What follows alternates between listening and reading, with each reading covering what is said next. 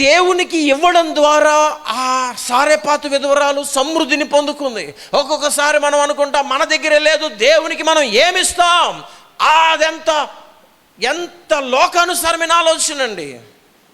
చాలామంది నేను దేవుడికి ఇచ్చే విషయంలో చాలా అశ్రద్ధ చూపిస్తున్నారు. నాకే లేదు, దేవునికి నేను ఏమివ్వను, నేను సంపాదించేదే ఇంతలో నేను దేవుడికి ఏమి ఇవ్వాలి, నాకే దేవుడు ఇవ్వాలి అనుకునే వాళ్ళు ఉన్నారు. నాకే దేవుడిస్తే ఇంకా నేను ఆ తర్వాత ఇస్తాను అనుకుంటారు. కానీ వాళ్ళ జీవితంలో ఎప్పటికి కూడా దేవుడికి ఇచ్చేవారుగా మారరు. మీరు ఇస్తున్నారండి? విధవరాలు ఆఖరి భోజనం ప్రవక్తకి ఇచ్చేసింది. ఆఖరి భోజనం. ఆ తర్వాత ఇక భోజనం ఉంటుందో లేదో తెలీదు, చచ్చిపోవచ్చు. అయినా కానీ ఇచ్చింది విశ్వాసంతో. మరి మనకేంటండి, మనలో ఎవరండి ఇలాంటి స్థితిలో ఉన్నారు? ఒక్కళ్ళను ఉన్నారా?